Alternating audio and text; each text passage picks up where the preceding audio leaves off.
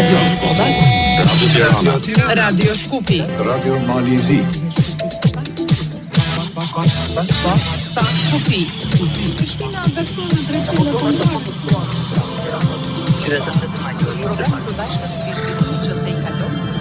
Programi i përbashkët me zhvillimet që tejkalojnë kufin shtetëror. Kufi. Përshëndetje miq të emisionit Pak Kufimi, se vini edhe një puntat të serviseve publike Radio Shkupit, Radio Tiranës, Radio Kosovës dhe Radio Malizi. Si zakonisht të ejtave ne kemi këtu një lidhje të serviseve publike, Radio Shkupit, Radio Tiranës, Radio Kosovës dhe Radio Malizi. Sot kemi vendosur të flasim për familjen dhe sfidat e saj. Këtu në studion e Radio Shkupit kam ftuar profesoreshën e Universitetit Evropës Lindare, zonjën Arta Mero. Zonja Arta, mirë se erdhën Pak Kufi. Mirë se ju gjeta. Po bëjmë lidhjen parë me Radio Tiranën, i ftuarin në Radio Tiranë është sociologu. Po. Në fakt është dëgjohemi shumë mirë me Dali. Gëzim Tusha, është sociologu Gëzim Tushi, por edhe sot për arsye shumë objektive do ta kemi në linjë telefonike profesor Tushin, sepse ka disa kohë që ai nuk është shumë prezent në direkt fizikisht në për studio, por do ta kemi në linjë telefonike. Profesor Tushi, a jemi në linjë apo dëgjohemi së bashku? Kolegëve në Radio Shkupi, Kosova dhe Malizi. Po, profesor, do jemi në vazhdim bashk, faleminderit. Po, me Dali? Ja, faleminderit, bëjmë lidhje parë edhe me Mirveten. Ajo ka të ftuar Albert Mecini nga Universiteti i Prishtinës, Mirvete. Po, me Medali, ju dëgjojmë shumë mirë, përshëndetje për ju dhe të ftuarin tuaj, përshëndetje edhe për kolegët në 2 studio tjera dhe për të ftuarit e tyre po ashtu, përshëndetje për të gjithë dëgjuesit e 4 radiove publike. Unë kam ftuar sociologun, profesorin e Universitetit të Prishtinës, zotin Albert Mecini. Profesor, mirë se erdhe. Përshëndetje, faleminderit shumë Mirvete, përshëndetje gjithëve edhe kolegëve dhe faleminderit për ftesën e emision. Ju faleminderit juve. Me Medali? Po, Mirvete, nga gjysma e emisionit, si zakonisht kronikën të cilën e kam përgatitur kolegët nga Radio Malizi, kësaj radhe gazetare është Vere Gojçaj dhe i ftuari Musa Gjoka. Po sa ta kemi gati, Mirvete, ju mund ta lëshoni patjetër pjesën e parë diskutimin në net. Atëherë, zonja Arta, ne kemi pasur, nuk kemi parë në disa aktivitete, flitet kohën e fundit për shumë sfida në familjen moderne, ta quajmë kështu. Çfarë u diskutua në Continental, çfarë patët një aktivitet shumë interesant që zgjoi një hon këtu në Shkup. Atëherë faleminderit edhe një herë për ftesën, përshëndetje të gjithëve. Unë kryesisht jam profesoreshe së drejtës familjare dhe kryesisht merrem me këto çështjet nga e drejta familjare, veçanërisht në aspektin e këtyre ndryshimeve ligjore, të cilat janë të domosdoshme dhe të nevojshme pikërisht për faktin që struktura e familjes ka ndryshuar goxha. Duke filluar, ne kemi një ligj nga viti 1992, i cili është një ligj shumë tradicional dhe i cili ligj nuk po i plotson tani nevoja dhe nuk po arrin që t'i realizojë të drejtat e antarëve më të ndihshëm të kësaj shoqërie, filluar nga fëmijët. Diskutimet të cilat ne i patëm në Continental janë më se të nevojshme dhe kanë filluar nga viti 2010, ku qeveria aso kohe mori iniciativë për të përpiluar një kod civil në vendin tonë, ku pas shumë diskutimeve u vendos që edhe drejta familjare, pikërisht për shkak të marrëdhënieve juridiko-pasurore, që i rregullon të jetë pjesë e këtij kodi civil, edhe përkundër marrëdhënieve personale të cilat i kanë në një shumë më komplekse.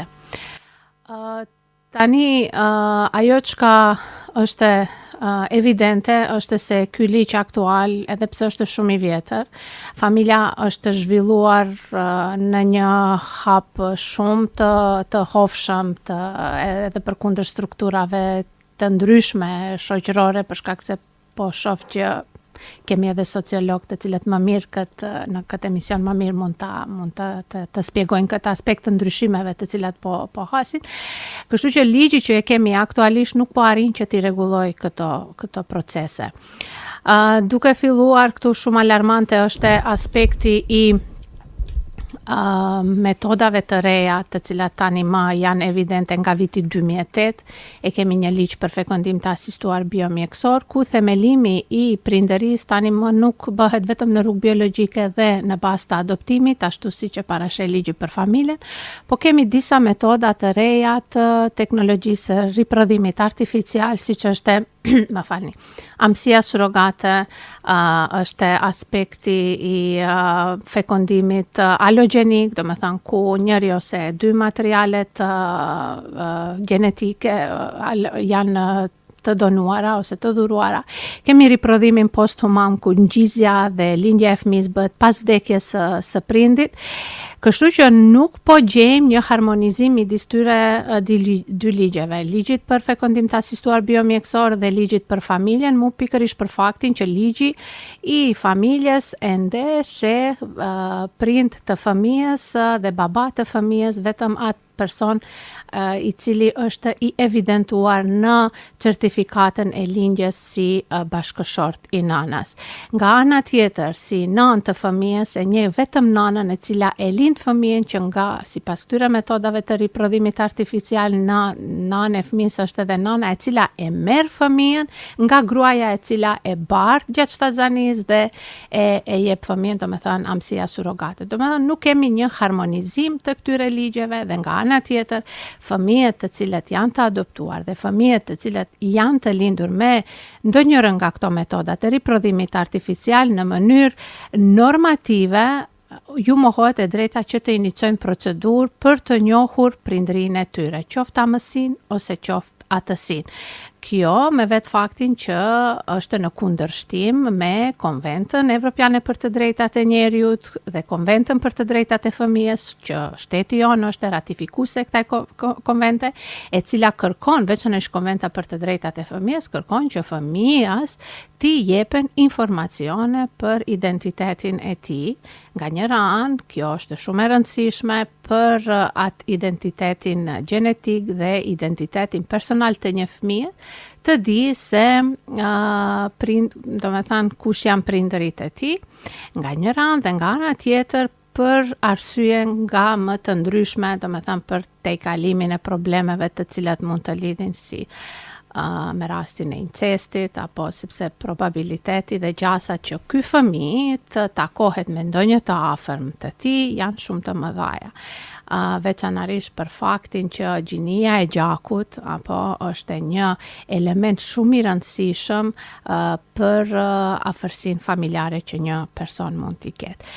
Do të thënë, gjithashtu, riprodhimi posthuman për opinionin, për ta sqaruar më tepër, ndoshta jemi një nga shtetet e vetme të cilat e njohim këtë lloj të riprodhimit, është ndërkaq nga ana tjetër kemi një ligj shumë liberal i vitit 2008 dhe ligjin për familjen të vitit 1992, i cili nuk është reformuar as pak.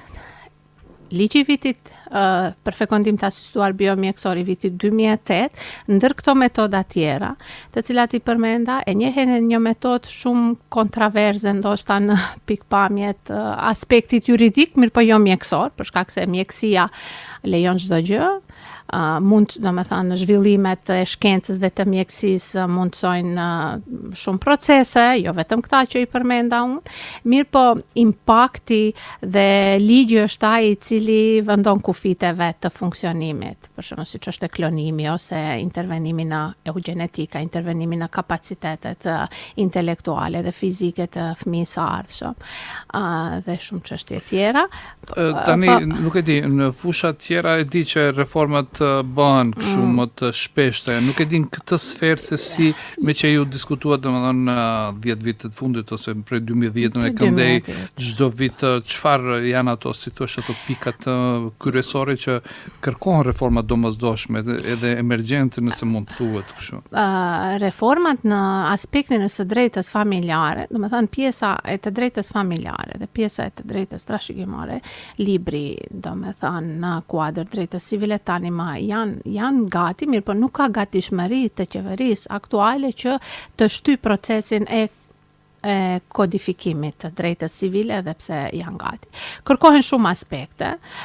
Njëri është, domethënë, aspekti vendosja e si alternative kontratës martësore në situatat e rregullimit të marrëdhënieve juridiko-pasurore midis bashkëshortëve, që bashkëshortët të munden, përveç regjimit ligjor, i cili është aktualisht dhe rregullohet me një ligj tjetër, ligji për të drejtat sendore dhe të drejtat të tjera, bashkëshortëve të ardhshëm tu jepet si mundësi, si alternativ që marrëdhëniet e tyre pasurore, pasurinë e veçantë të përbashkët të mund ta rregullojnë me kontratë martësore. Aktualisht kjo nuk është e lejuar te neve. Mirë, po si zhvillohet shoqëria, si rinia është nuk është më konservative ashtu si ka qenë, domethënë është e nevojshme një të vendoset koncepti i kontratës martësore. Këtë koncept Shqipëria, me që kemi misafir edhe nga Shqipëria. Shqipëria e ka të rregulluar, Kosova ende jo. Domethënë e kishte me kodin civil, tani kodi civil nuk hyni në fuqi për disa çështje tjera, edhe nuk po i rregullon marrëdhëniet juridiko-pasurore. Kjo është një aspekt. Aspekti tjetër është parimi i interesit më të lartë të fëmijës të jetë parim kryesor në ligjin për familjen, për shkak se aktualisht nuk është. Apo atë që përmenda, fëmia nuk ka të drejtë, domethënë në mënyrë normative dhe domethënë është e konceptuar, është normë ligjore që këto fëmijë të adoptuar dhe fëmijët e lindur me ndonjëra nga metodat e riprodhimit artificial nuk kanë të drejtë që të iniciojnë procedurë për të konstatuar ose kundërshtuar amësinë dhe aftësinë. Ky është një aspekt. Tjetër aspekt është për shembull koncepti i banesës familjare. Banesa familjare jo në aspektin fizik, mirë po pas shkurorzimit të martesës, në banesën ku ka njëtu familja, të ngelet ai bashkëshort pavarësisht, domethënë pronësisë asaj banesës, të ngelet ai bashkëshort i cili e fiton kujdestarinë e fëmisë. Tjetër, prindëria e përbashkët pas shkurorzimit. Aktualisht, domethënë në vendin tonë, çdo vite më shumë kemi rritje të shkurorzimeve, mirë po ende kemi konceptin tradicional të kujdestarisë së vetme. Njëri prindi jepet kujdestaria, edhe prindi tjetër apo ka obligim pagesën e alimentacionit. Domethënë që të vendoset koncepti joint custody ose koncepti i prindërisë së përbashkët pas shkurorzimit të martesës. Domethënë që të dy prindër të jenë kujdestar të atij fëmijë dhe që të dy prindër të kenë obligime jo vetëm materiale, por edhe obligime morale dhe për kujdesje prindrore deri në arritjen e moshës madhore ose deri në moshën 26 vjeçare nëse fëmia është në studime. Tjetër aspekt shumë i rëndësishëm është respektimi i mendimit të fëmijës. Ky parim është rregulluar me ligjin për mbrojtjen e fëmijëve dhe është në konventën për të drejtat e fëmijëve, mirë po nuk është inkorporuar në ligjin aktual për familjen. Mendimi i fëmijës aktualisht merret parasysh vetëm në rastet e adoptimit të fëmijës nëse është mbi moshën 12 vjeçare. Në situata tjera, mendimi i fëmijës në çështjet familjare dhe në çështje që vendoset për interes të fëmijës nuk merret parasysh, domethënë të vendoset si koncept parimor që fëmia për të gjitha çështjet të cilat e tangojnë atë personalisht dhe çështjet familjare këtu ka të bëjë edhe shkurorzimi i martesës apo se me cilin nga prindërit ai do të vazhdojë të jetojë, domethënë që të merret parasysh dhe të ndëgjohet dhe të jepet relevancë mendimit të fëmijës. Çështje tjetër shumë me interes është çështja e alimentacionit. Ne në vendin ton kemi shumë problem, domethënë pika më e dhimbshme e ndarjes së prindërve të një fëmije përkundër faktit të ndarjes është edhe çështja e pagesës alimentacionit. Momentalisht, ne në vendin tonë nuk kemi një model adekuat i cili do të mbronte fëmijët në rast të mos pagesës së alimentacionit nga prindi i cili nuk ka kapacitet financiar ta bëjë të njëjtën. Ka prindër të cilët merren vesh me punëdhënësin që pagesa e rrogës së tyre të bëhet në mënyrë jo përmes bankës apo jo përmes llogarive, po të bëhet në dhënie parave në duar. Kështu që përmbaruesi nuk ka mënyrë se si të bëj pagesën apo si të bëj atë pagesën e dhunshme të alimentacionit në emër të fëmijës. Ka shtete të cilat janë konsultuar dhe janë, domethënë, drejta komparative shumë e pasur në këtë aspekt.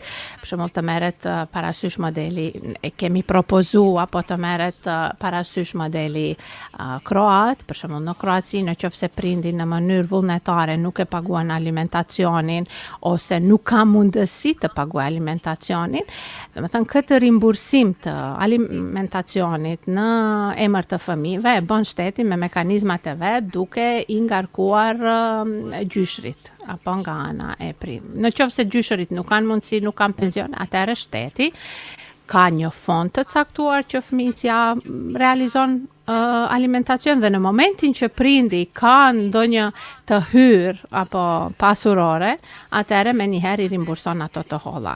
Domethënë, janë disa aspekte të koncepteve të cilat duhet të jenë pjesë e reformave të ligjit për familjen, mirë po, për shkak të interesave dhe politikave ditore, unë sapo e shoh politikanët tanë nuk janë shumë të interesuar të bëjnë këto reforma në aspektin e të drejtës familjare, domethënë të gjitha reformat të cilat po i shohim lëvizin në aspektin e të legjislacionit apo penal, legjislacion kushtetutës, apo mirë po në të drejtën familjare, në pjesën më të rëndësishme të kësaj shoqërie që është e interesi i fëmijës, interesi i antarëve të familjes, me thënë nuk ka ndonjë interes, mirë po janë shumë të domosdoshme për shkak se familja është reformu në vetvete. Edhe pse reformat në të drejtën familjare janë pak më të ngadalshme, mirë po nga viti 1992, domethënë nuk kemi ndonjë lëvizje, ka disa ndryshime shumë të vogla, për shembull çështja e adoptimit është realizuar nga Komisioni për Adoptim.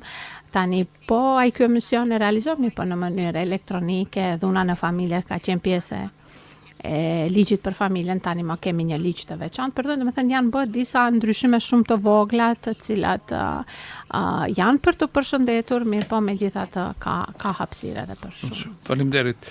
Bëjmë lidhjen me Tiranën, ja më dëgjon? Po, jemi... Mund vazhdoni. Jemi okay, faleminderit. Do ta vazhdoj bisedën me profesor Gzim Tushin. Profesor, po dëgjohemi besoj? Po, ju dëgjoj. Po, profesor, na ndoqet deri tani kolegët në Radio Shkupi u përqendruan kryesisht tek familja në aspektin e ligjshmërisë dhe disa realitete që lidhen me atë. Natyrisht familja ka shumë problematika që mund të trajtohen, mund të shihen nga këndvështrime të ndryshme, por do të thoja ato që do të bëja fillimisht një pyetje pak si më të përgjithshme, por përgjigjen e dua si më konkrete. Apo kalon familja shqiptare një krizë apo një transformim natyral? E para një përshëndetje për... Faleminderit, profesor.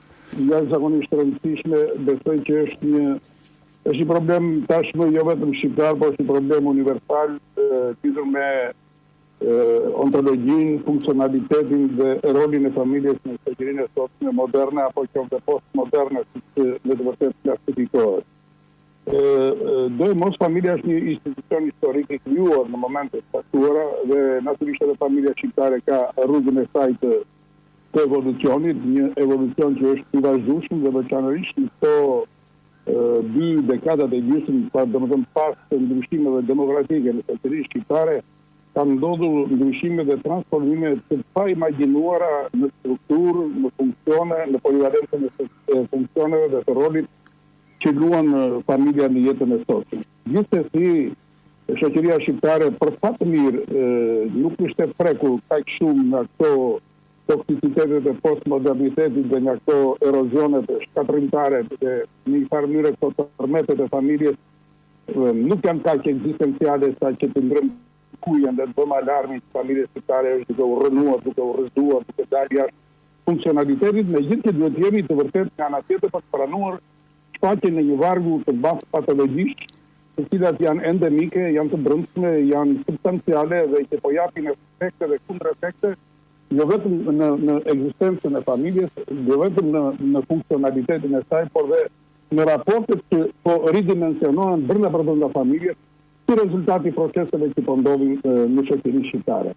Pa diskutim, familja e sotme shqiptare është kaptuar ndryshime shumë të mëdha, nuk mund të krahasohet me familjen e dikurshme tradicionale. Familja tradicionale shqiptare duhet parë natyrisht në të dy anët e saj, sepse her pas here ka qëndrime të njëanshme, nganjëherë subjektiviste, nganjëherë të ngarkuara me një pejoracion pa merituar për atë familje, duke thënë që duhet parë vetëm anën e errët të saj, duke konsideruar si një familje patriarkale, paternaliste, maskiliste, autoritariste, ku marrëdhëniet midis burrit dhe gruas, prindërve dhe fëmijëve ishin marrëdhënie vertikale të bazuara mbi ideologjira tunduese ku të më të rriturit fundonin më të rinjt, ku prindrit ishin të themi diktatorë të fëmijëve të tyre, ku burri ishte ai që përcaktonte liritë dhe të drejtat e gruas, ku fijtë e asaj që ishte lejuar edhe ndaluar për gruan në familjen tradicionale shqiptare. Kjo është pjesa si thua shqetësuese që në një farë mënyrë nuk mund të konsiderohet si vlerë e madhe pa kontestuar e familjes shqiptare. Profesor, pa kaluar me tutje, si mund të balancohet tradita me realitetin modern në të mund aspekt? Kjo është e vërtet, tani më familja shqiptare është në evolucionin e saj, ka një proces të demokratizimit të brendshëm të familjes. Dhe ky është ajo gjëja që unë duhet të theksoj, që është ana e ndritur e saj, domethënë sot struktura e familjes nuk është më ajo familja e mëparshme, autoritariste, vertikaliste, por është një familje horizontalizuar nga pamja e rolit dhe funksioneve që kryejnë pjesëtarët e saj. Dhe kjo ka bërë që të rritet si thua roli i gruas në familjen shqiptare, ka këtij demokratizimit të marrëdhënieve bashkëpunëtore. Kjo ka bërë që të ridimensionohet roli i fëmijëve, pra fëmijët e sotshëm nuk janë fëmijët e djeshëm, janë fëmijë jo vetëm me materie tjetër njerëzore, por janë fëmijë që kanë zënë një pozicion të caktuar në familjen shqiptare dhe ky është rezultat i demokratizimit të brendshëm të familjes shqiptare. Shikoni, nëse do ta paraqisje skematikisht me fjalë, do të thoya që nëse familja shqiptare ka qenë ndërtuar vertikalisht, familja tradicionale, kjo familja demokratike është familje e horizontalizuar nga pikpamja strukturore dhe nga pikpamja funksioneve dhe kjo është që jashtëzakonisht e rëndësishme. Por, edhe kjo ana e dytë është e shoqëruar me varg probleme që ne duhet të pranojmë. Sepse në fund të fundit duhet të themi që sot familja ka një probleme shumë të mëdha, probleme shumë serioze, si rezultat i keq kuptimit të marrëdhënieve, në një farë mënyrë shëndeti familjes në kohën e sotme shqiptare nuk është ai që kërkohet. Dhe në një farë mënyrë nëse kemi këto probleme sociale, për mendimin tim janë të lidhura kryesisht me familjen, sepse familja është nëse nuk kemi një familje të shëndosh, nuk do kemi kurrë një shoqëri të shëndosh, sepse familja është në një farë mënyrë fabrika sociale që prodhon qytetarin, që jep topin edukativ fëmijëve, që sjell qytetarët e sotshëm dhe të nesërmes, dhe si do jetë familja duhet jetë edhe kjo edhe shoqëria. Ky është një problem jashtëzakonisht i rëndësishëm i familjes shqiptare. Unë duhet të theksoj një problem tjetër që është shumë i rëndësishëm, që besoj është edhe për familjen shqiptare në Malzi, Maqedoninë, në Veriut apo në Kosovë, që ka të bëjë me problemin e martesave dhe të divorceve ose të kurorëzimeve, si thonë, si përdorin termat më të bukur, më të siguruar në Maqedoni, shqiptarët e Maqedonisë, Veriut dhe të Kosovës. Është e vërtet që martesa në shoqërinë shqiptare është në një moment jashtëzakonisht delikat. Shqiprat flasin për një ulje të ndjeshme të numrit të martesave dhe një shtimi të divorceve. Shtimi në mënyrë shumë të dukshme të divorceve në shoqërinë shqiptare. Dhe jo vetëm aq, po numri i divorceve po i afrohet 30% dhe për fatë keq duket sikur familja shqiptare po i afrohet në këto limite, në këto standarde familjes kaliforniane, domethënë ne nga pikpamja e divorceve duket që jemi nga vendet më të përparuara në thojzat e Europës. Cilat mund të jenë disa shkaqe kryesore, profesor Tushi, për këtë realitet? Shkaqet janë disa. Pari njerë unë jam partizani i tezës që duhet ta shikojmë me shumë kujdes vlerësimin e divorcit në shoqërinë shqiptare. Në një anë, prapë duhet të theksoj anën pozitive se jam i prirur për të parë gjithmonë pozitivisht këtë fillim dhe mendoj që divorci është në një farë mënyrë një shprehje e emancipimit të shoqërisë shqiptare, veçanërisht kjo e femrës shqiptare, sepse po të vini re nga statistikat, është rritur shumë, konsiderueshëm numri i divorceve që kërkojnë femrat. Dhe kjo flet për faktin që femra e sotme shqiptare nuk e pranon në statusin e një qenie biologjike, të një familje, të një qenie riprodhuese, apo që duhet bërë edhe më pavarur ekonomikisht. Po pra, nuk do të jetë në atë frekvencin fatal që të jetë vetëm bashkëtorë që të përdoret si makinë riprodhuese, të jetë nën dhe edukatore e fëmijëve. Jo, ajo kërkon të jetë partnere dhe në një farë mënyrë në rastet kur familja nuk funksionon, kur partneriteti i shtëpisë, kur lidhja emocionale e bashkëtorëve nuk funksionon, divorci është në një farë mënyrë shpëtim, dalje nga një lloj burgu. Dhe unë them për një familje që nuk e funksionon martesa, do e mos divorci është i rëndësishëm. Po, profesor, më fal. Po. Për gjitha këto duhet ketë një ligjshmëri si rregulatore e marrëdhënie dhe problematikave që shfaqen në familje. Ligjet i kemi, specialistët e thonë ligjet i kemi, po sa funksionojnë dhe cilat kategori familjare ka nevojë për mbështetje më të madhe, kur është fjala për një ndihmë juridike, për një ligjshmëri, si do them, për të mbrojtur statusin e tyre apo për ato njerëz që janë në nevojë. Të pamundur, domethënë, ose në konflikte të ndryshme, ose në marrëdhënie jo të duhura familjare. Si gratë, fëmijët, ndoshta si çfarë, të moshuarit, sidomos. Shikoni, në një farë mënyrë, nëse do të bënim një mënyrë të sintetizuar, më duket që kontradiktat sociale që përjeton sot shoqëria shqiptare janë të koncentruara tek familja. Dhe unë mendoj që sot është lula që po përjeton probleme jashtëzakonisht të mëdha brenda saj. Dhe natyrisht familja shqiptare sot po përballet jo vetëm me këto probleme të divorcit apo me problemet e marrëdhënieve bashkëtorë, burgrua e prind fëmijë, por edhe me problemet e tjera sikurse janë papunësia, partëria, problemet e tjera që kanë të bëjnë me strehimin, me shkollimin, me problemet të sigurimit shëndetësor dhe të sigurimit social, të cilat janë të gjitha të probleme pronësore e tjera, konflikte janë të koncentruara të natyrës. Janë të koncentruara te familja. Natyrisht është e domosdoshme që të pari njerë duhet mendojmë që kur derisa bëjmë një analizë sociologjike dhe evidentohet që problemet e mëdha të shoqërisë janë të përqendruar te familja, kjo do të thotë që dhe investimet duhet të përqendrohen tek familja. Dhe kur flas për investime, nuk është fjala thjesht për investime financiare, dhe kjo ka vendin e vet, ndërtimi i një legjislacioni adekuat, preciz, për të mbështetur të themi. Po, profesor, ndoshta do të vijojmë në pjesën e dytë që t'ju lëm kohë dhe kolegëve, se Radio Kosova nuk është inkuadruar akoma në program me ftuarin e saj. Profesor Tushi, faleminderit shumë për këtë moment, besoj do jemi edhe bashkë edhe një herë përsëri. Pas disa minutash. Faleminderit. Faleminderit. Po me Medeli. Shkojmë me Radio Kosovë, mirë vete? Po me Medeli.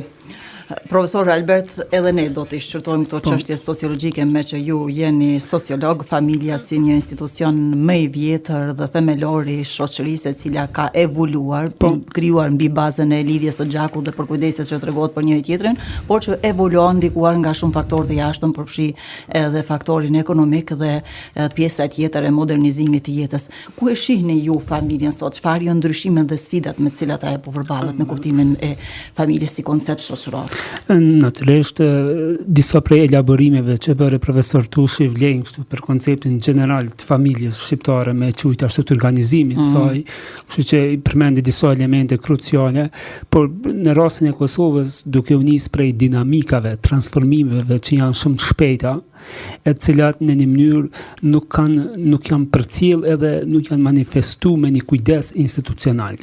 kjo është njëna prej krizave që ballafaqohet familja, koncepti i familjes Kosovë ose organizimi i familjes Kosovë, që vrehet për arsye që nëse gjithmonë krahasimet janë të mira, po tash ndoshta krahasimet mund mos jenë adekuate për shembull me vendet perëndimore. Mirë po ne synimi është drejt atyne elementeve më të mira të integrimit, qoftë në aspektin e legjislacionit, qoftë në aspektin e kujdesit institucional, që duhet me ndodhë edhe në shoqërinë kosovare ose shqiptare në përgjithësi ta quajmë ashtu. Për shembull, nëse në vendet perëndimore të Evropës perëndimore, ta zojmë Gjermani, Danimark ose kudo qoftë, në rastin e dhunës në familje ose në rastin që prind mundën me shkaktu dhunë ndaj fëmijëve, atje alarmohet institucioni kompetent, alarmohet shteti. Dhe ka institucione që i marrin nën për kujdesin pastaj si viktima. Dhe si viktima, më njëherë, ndërsa në Kosovë kjo as që këto në kuptimin e ligjit mund të jenë të rregulluara deri në një mos, por në kuptimin e veprimeve konkrete, praktike këtu tek ne nuk ndodh. Domethënë, ne praktikisht nuk e dim çka ndodh mirë në aspektin sociologjik brenda familjes kosovare. Ne vetëm mundemi me supozu, por ne nuk mund të dim ose të njohim mjaft mirë aktorët që potencialisht mund me shkaktu dhunën. Dhe jemi të prirur që problemet familjare t'i mbajmë brenda mureve të shtëpisë, megjithëse kjo ka një anë pozitive, varet deri në çfarë shkallë shkon. Për të mbrojtur antarët e familjes deri në çfarë niveli ka shkuar. Degradime. E vërtetë, do të thënë, këtu pavarësisht konceptit publik që ekziston koncepti i ligjit, ekziston mbrojtja, se në fakt në Kosovë familja ballafaqohet me këto anën praktike të kujdesit mbi këto raporte që ende duhet sepse pse ndodh kjo, është edhe shpjegimi tjetër sociologjik. A ka kontradikta mes familjes tradicionale dhe përpjekjes për të ndërtuar një familje moderne? Në shkuptim përplasën më shumë. Po, përplasën për arsye që nëse familjeve në perëndim evolimi i tyre në epokën e modernitetit ka 150 gati 200 vjet evolim, tekniku i evolim ka ndodhur për më një herë dhe në shumicën e kohës prej viteve 70-ta shekullit të kaluar dhe sidomos pas luftës në Kosovë. Evolimi, dinamikat e modernizimit dhe të evolimit janë shumë shpejta, saqë institucionet nuk kanë rrime me pa tamam që nga brenda se çka ndodh. Dhe problemi lind po ashtu sepse disa familje kanë vështirë të heqin dorë nga koncepti tradicional, mënyrën që kanë pas jetën më herët, fillojnë disa të më shumë kanë nostalgji për konceptin e familjes. Këtu vim në një konflikt gjeneratash pastaj. Vërtet. Edhe kur për profesori për shembull është shumë i theksuar konflikti gjeneratave në Kosovë për mendimin tuaj nga çfarë shihnin terren tani kemi parasysh që dallon nga urban dhe rural. Dallon. Po. Edhe kjo është goxha stresues. Ky raport është goxha stresues për shkak që marrëdhëniet e familjen kosovare më herët nuk kanë qenë marrëdhënie demokratizuar ose të pavarura, kanë qenë marrëdhënie që kanë pas ndërlidhje në kuptimin kështu figurativ, në kuptimin që të një solidariteti pak a shumë mekanik, që se shpjegon edhe dyrkemin e kuptimin e një farloj hierarkie nga lart poshtë vertikale që ai që ka qenë presi familjes e tjerë dhe në momentin që i ka bërë edhe rregullat e shtëpisë. Po i ka bërë edhe rregullat dhe në momentin që fillon demokratizimi i familjes ose modernizimi i saj në kushtet që ne jetojmë, atëherë fillon të shfaqen edhe problemet, se aty lindin edhe aspektet financiare, lindin edhe aspektet e pronësisë, lindin edhe problemet që trit kosovar. Për shembull, njëna prej shkaqeve kisha pas shef me elaboru dhe që të aspekt ma su përmendi forë, se ndashtë është njëna prej pyetjeve, po dy prej aspekteve ko gjatë rëndësishme, që po indikojnë disa raporte ose marrëdhënie brenda çifteve, është problemi që bje fjala në Kosovë, trit kosovar, gjithmonë ndikun nga koncepti i kaluar, gjithmonë e kanë pas një farloj presioni nga familja që e ke bë moshën, i ke bë 20 vjet, ke bë 30 vjet, pse po pret ma e tutje, domethënë një presion goxha i vështirë me përballu trit e sotit. E në anën tjetër, ata vinë në një moment që vetëm për mju shmon këti presioni, vendosin një martesi, ndoshta edhe vetë nuk janë shumë 100%. Pa qenë gati për të marrë përgjegjësi. Pa qenë gati, sepse nuk ndjenë që është qaj relacion. Jo vetëm në kuptimin e përgjegjësisë financiare, ose pronës, ose pasurisë, po edhe në kuptimin emocional, mirë po si duket fatkeqësisht, marrin veprime që vetëm me pushu qaj presioni social nga familja, nga lagja, nga ambienti. Martesa si një obligim shoqëror. Si një obligim, edhe kjo është një diçka e rëndë, se për arsye që kur ndodh martesa e shohin që çifti nuk shkon, sepse nuk ka elemente të përbashkëta, edhe çka ndodh manifestohet pas një periudhe me divorc, ose manifestohet ka raste ndryshme kur ka dhe tragjedi, ka fatkeqësi, tranda që fatkeqësisht ndodhen. Kështu që familja kosovare, ndonse divorci është një shenjë, siç e përmendi profesori Tushi, është diçka që tregon që familja kosovare ka fillu ose shqiptare ka fillu drejt një procesi me kuptuar që divorci është gjë normale. Vedisimit si një zgjidhje kur nuk ecën një raport. Kur nuk ecën një raport, kjo është shumë në rregull. Por pse i shtyn trit drejt asaj? Domethënë probleme pse i shtytën drejt aty në raporteve të krijimit, marrëdhënie të padëshiruara. Kur paraprakisht deri në disa nivele dihet që mund mos jetë, sepse domethënë dhe aspekti i dytë që kisha marrë përmend që po ashtu është i rëndësishëm është të rrit sot për shembull bie fjala dëshiroj një jetë pak më të pavarur, dëshiroj një jetë me domundësi tjera, ndërsa në Kosovë po shfaqet një problem, po flas për Kosovën, pasi që nuk mundem tash me folë edhe për Shqipërinë ose elementet nëse ka gjashmëri është diçka tjetër ose Shkupin atje në Maqedoni, po flas për Kosovën që tash të ne po krijohet një problem i ri. Nëse dinamikat e trive sot janë drejt një pavarësie, edhe në kuptimin familjar, orientimin nga familja bërthame e këse, po shfaqet një diçka tjetër që popullsia e Kosovës po shkon drejt mos të themi plakjes, po një farloj njerëzit po emrin një moshë, sepse ka rënë shumë nataliteti. Ka rënë nataliteti, mosha po rritet kështu, edhe domethënë prindërit të moshuarit duke qenë se Kosova nuk e ka shumë të organizuar këtë sistemin social, të përkujdesis për të moshuarit e tjerë. Ne nuk e ka as pak dhe trit detyrohen, jo që trit nuk i dojnë prindë e vetë, s'ka dikush që se dojnë prindin e vetë, po problemi është që dinamikat e punës, orientimi sot njët, kërkon tjetër pavarësi. Nuk mundet tash me prit që ai duhet me i mbajt mend edhe prenda se si po veprojnë. Para se të shkojmë te përkujdesja për të vjetrit, dua të ndalem në një fazë pak më të hershme të jetës së çiftit në familje, me që preket edhe kontradiktën mes brezave. Ka një gjë që po vrehet shumë në shoqëri. Pavarësia për të marrë vendime për të jetuar si familje më vete kërkon edhe një pavarësi ekonomike. Tani të jetosh një çift me një çift më të vjetër me prindrit, i ka ato beneficionet e të mos marrjes së përgjegjësisë, ndonjëherë të rrit në këto raste mbetin fëmijë të parritur akoma, sepse nuk marrin përgjegjësinë, por kanë beneficionin e mbajtjes së fëmijëve, e përgjegjësive kryesore në familje, ndërkohë që vjen pastaj edhe te kontradikta mes asaj mendësisë më të vjetër dhe edhe më të rinjve. Dhe në raste të tilla vrehet se ndonjëherë prindërit bëhen sikur tutor të fëmijëve të tyre, varësisht çfarë mendësie kanë ata për t'i ndihmuar për të relaksuar raportet e tyre, por ndodh edhe e kundërta. Dhe tani si të gjendet një mes që të rinjët edhe të jetosh i vetëm, çift i ri, në kushtet e sotme në Kosovë nuk është fare e lehtë. E vërtet. Sepse është problemi i pronës, është problemi i mbulimit të shpenzimeve, kërkesave të fëmijëve që janë gjithnjë e në rritje, dhe në këto raste shihet shumë shpesh që familja e re ka probleme, sepse është vështirë t'ia dalë.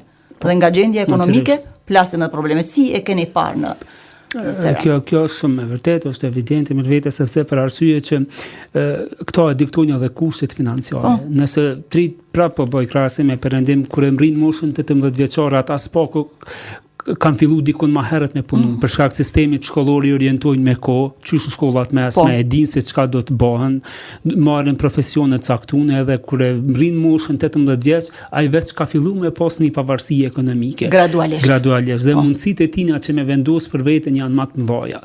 Tek ne është ndryshe, sepse ne kemi për shembull fatkeqësisht që nuk është mirë, shpesh edhe ndjej dhimbje kur e shoh këtë gjë për arsye që për shembull i sheh që studentët 25, 26 vjet, 27 në master ende nuk e dinë cila ka me qenë orientimi i tyre. Dhe më thënë edhe fakultetin që e kry nuk e din se çka pastaj.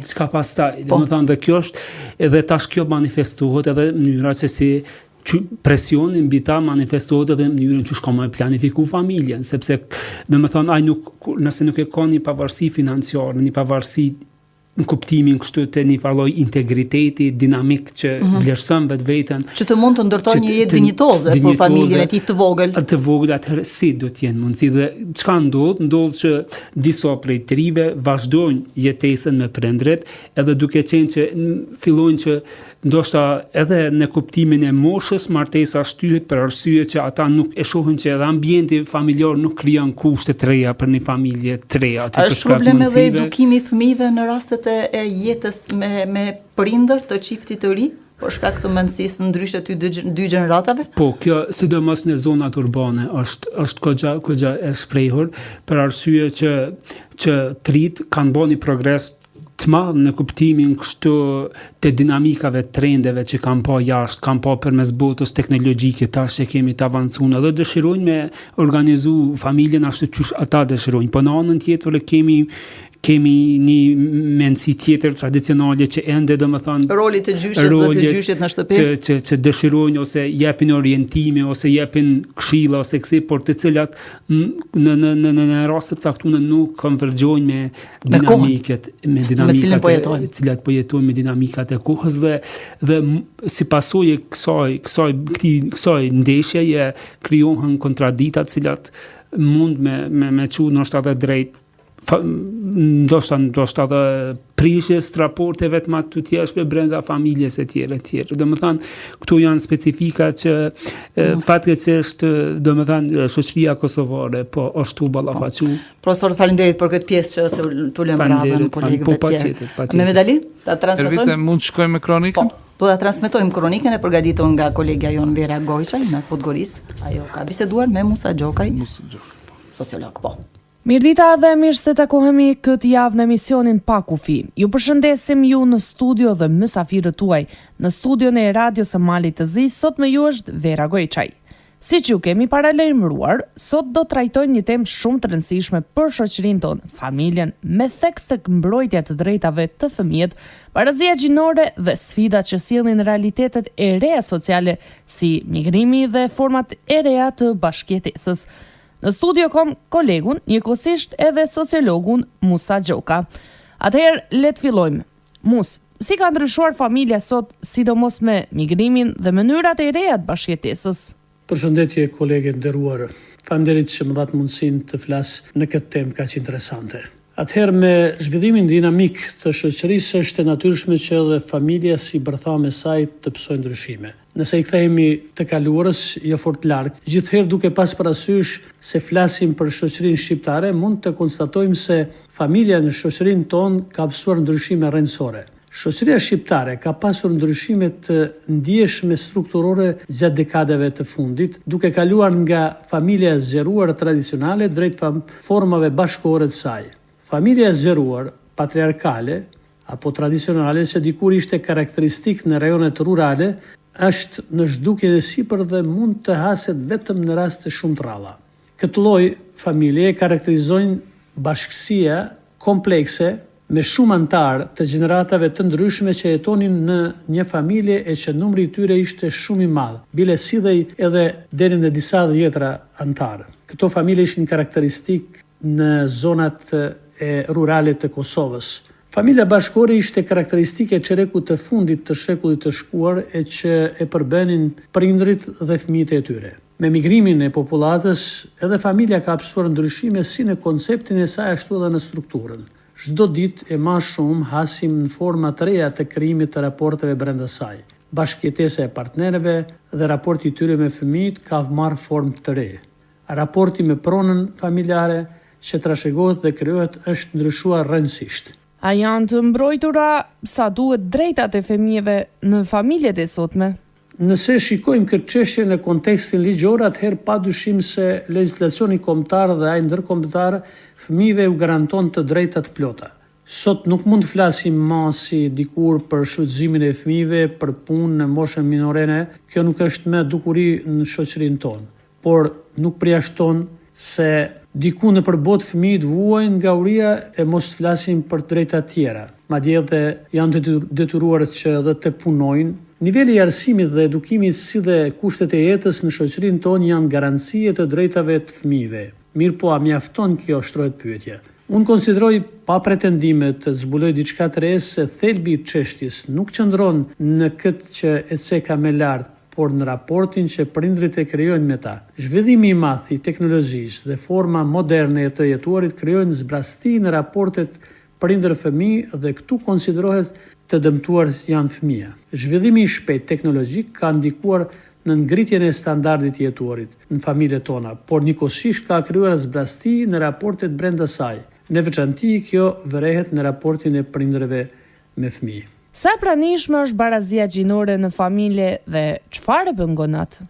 Në kontekstin e raporteve të bashkëshorte dhe bashkëshorte, apo siç përdoret çdo ditë më shumë mes partnerëve, sepse familjet moderne janë bashkësi e dy individëve që nuk formalizojnë lidhjen e tyre me martesë, apo të partnerëve të njëjtës gjini, nuk mund flitet më për hapësirë që dikush mos jetë i barabartë apo për diskriminim.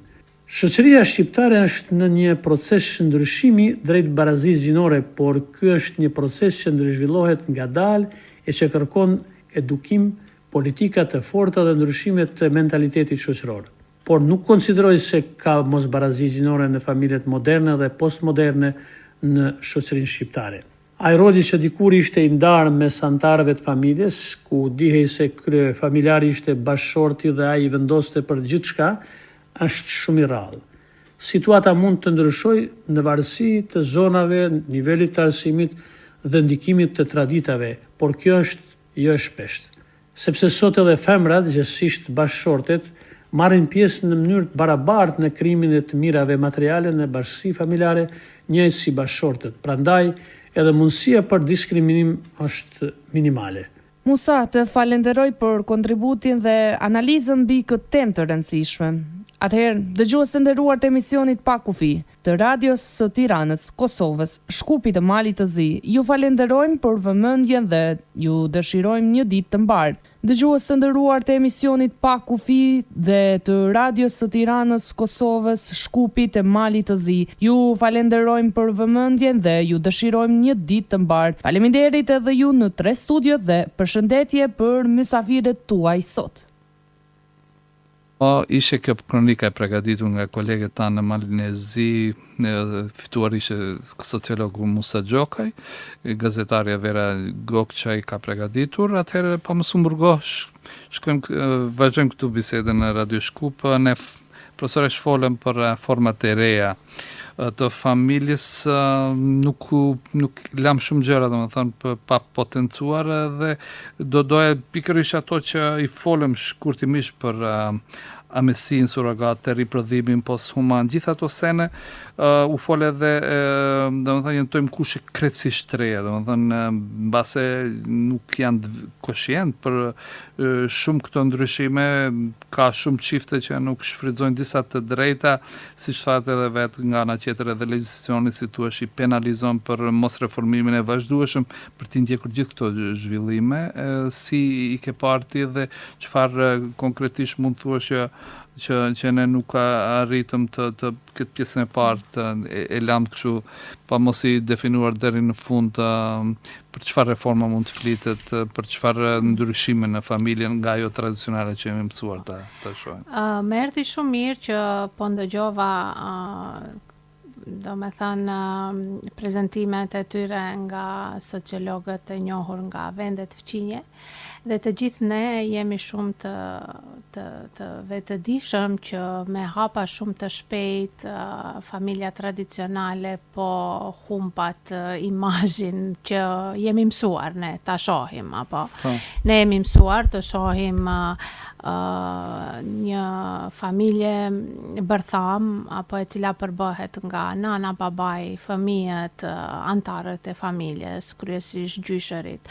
Shumë mirë u përmend aspekti rishati demografik I lëvizjes së familjeve rurale dhe deri në familje tani urbane, për shkak të këtu ka shumë ndikim emancipimi I gruas, punësueshmëria, apo dhe tani më familjet jetojnë me të hyrat të cilat I sigurojnë vetë nga punësimi I tyre dhe ngadal ne jemi me një mes tani. Kemi një familje tradicionale dhe që e ruajmë dhe jam I thare asaj që ta ruajmë, mirë po këto zhvillime që I përmendën shumë mirë edhe kolegët, sociologët, të cilat janë të pashmangshme, apo zhvillimi I shkencës, I teknologjisë, dinamika e jetës, domethënë transferi I popullatës në vende të ndryshme, kultura të ndryshme, nivele të ndryshme të traditave, neve nuk mund t'i shmangim që I kemi prezente edhe në shoqërinë shqiptare, në përgjithësi në shoqërinë tonë në Maqedoni. Me vetë faktin që tani më familje nuk është, domethënë, nuk është vetëm kjo foto të cilën e dim krejt dhe jemi mësuar krejt, tani ne kemi familje nga gratë vetme pa partner dhe këtu mundson ligji për fekondim të asistuar biomjekësor. Kemi familje ku fëmin e ka lindur, e ka mbajtur në barkë, e ka lindur dhe e ka dorëzuar një grua tjetër, amësia surrogate. Kemi familje ku nana e ngjizën fëmin, e mban fëmin shtatzane dhe e lindën atë fëmijë pa prezencën e partnerit apo babait, për shkak se babai me vërtetim, me shkrim, domethënë me autorizim me shkrim, e ka ngri materialin e tij gjenetik para vdekjes dhe ka dhënë autorizim që atë material gjenetik ta përdor.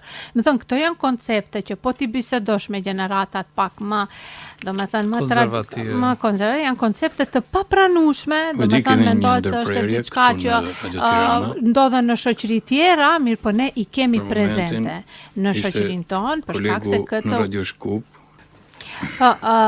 Shkurt, profesore. Domethënë janë të pashmangshme këto dhe nuk janë diçka, domethënë nuk janë diçka që nuk po na ndodhin neve, si në legjislacion si në shoqërinë tonë. Për të rit, shumë I kanë përfaqësuar dhe kanë një mendësi pak më ndryshe dhe janë shumë të gatshëm në raste të mungesës ose të ndonjë problemi mjekësor, t'i qasen themelimit të prindrisë edhe me këto metoda të reja, të cilat në shoqërinë më tradicionale nuk janë shumë të pranueshme. Apo dhe pastaj ato konfliktet ligjore dhe mos harmonizimet ligjore janë një temë që do kohë shumë më të gjatë. Kjo signifikon që na keni borxh një emision tjetër. Patjetër, është një temë që nuk mundem ta rumbullaksoj për pak minuta. Do ta diskutojmë, absolutisht do ta diskutojmë pak, do ta bëjmë si thua më aktuale me gjëra në shoqëri. Për shembull, edhe Shqipëria, edhe Kosova në aspektin e këtyre formave të fekondimit artificial janë, tash flas apo si juriste, janë pak më mbas apo me neve për shkak se kemi. Faleminderit profesoresh për që ndave kohë pak kufi, po dëshirojmë së shpejti. Po ja. Patjetër. Jo, vetëm sa të përshëndetem me profesor Gzim Tushin, vetëm për një fjali të fundit, profesor Gzimi. Çfarë do t'i këshilloje familjes shqiptare, sidomos familjeve të reja, atyre familje që arrin të krijohen, që të jetojnë sa më gjatë. Profesor, një fjali, dy fjali se ikëm në fund, fare. Në dy fjali. Pati debati që organizohen për familjen, më duket se ishte shumë konstruktiv, shumë I nevojshëm dhe në shërbim të një institucioni kaq shumë të rëndësishëm sikur është familja dhe reflektoj që ne duhet të investojmë shumë për familjen, sepse në fundit, nëse do rregullojmë shëndetin e familjes, do të kemi të rregulluar dhe shëndetin e shtëpisë. Prandaj kërkohen politika më të mira, strategji më të mira, mbështetje më të mira për familjen, subvencion për nënën, për gratë, për fëmijët, duke e rregulluar funksionalitetin dhe strukturën e brendshme të familjes shqiptare për ta bërë atë sa më stabile. Kjo do të ishte një kërkesë imperative që koha e ka vënë përpara gjithë shqiptarëve në mënyrë që ta realizojmë atë sa më mirë dhe sa më mirë. Shumë faleminderit profesor Gzim Tushi, gjithmonë në Radio Tirana dhe emisioni Pa Kufi ka nevojë për mendimin tuaj. Faleminderit shumë. Faleminderit shumë. Ja, faleminderit, falenderojmë edhe zotin Gëzim për kontributin e vazhdueshëm të atij në Pakufi. Mirëvete? Po, profesor Albert, nuk dua të bëj pyetje tjetër sepse nuk kemi kohë, por andaj zgjedh në ju si do ta mbyllni këtë temë sot. Faleminderit shumë. Një lloj ndoshta si mesazhi që përçan kështu një lloj solidariteti kështu kuptimin e këtyre raporteve mbi familjen është që të rritë dhe secila familja të tentojë gjithmonë ta gjejë një farë balance të funksionimit të saj, sepse askund nuk ka diçka pa probleme, pa sfida, por orientimi primar, ideja primare duhet të jetë gjetja e balancës, që në mënyrë që të krijojë një edhe kur ka situata disharmonike që janë të pakëndshme të krijohen ose të mendohet për mundësi rifillime të reja etj që munden me qenë pozitive. Kështu që ajo ideja që jeta është krejt jeta është menaxhim, krejt jeta është një farë balanci që individët gjejnë për veten e tyre. Në përpjekje për të mbrojtur familjen duke gjetur zgjidhje edhe për problemet me të cilat ballafaqohet ajo sot. Faleminderit shumë profesor Albert që ishte në emisionin Pakufi. Për juve. Po, me medalje Jaho. Faleminderit. Falenderojmë edhe të ftuarin tuaj. Do mbaj mbylljen. Po, Albert Mesini ishte i ftuar në Radio Kosovë me Mirvete Ukan, Universiteti i Prishtinës, në Shkup e ftuar ishte Arta Mero, profesoresh në Universitetin Evropës Juglindore. Unë moderova emisionin me Mdali Sufi, ndërkohë në Tiranë kolegu Jaumar Gjek ishte ftuar profesorin Gëzim Tushi, kolegët nga Malizi, gazetare ishte Vera Goçaj për këtë javë dhe Musa Gjokaj, sociolog. Deri javën tjetër me një temë tjetër, mirëmbrëmje. Mirëmbrëmje, miru dëgjofshim. Miru dëgjofshim.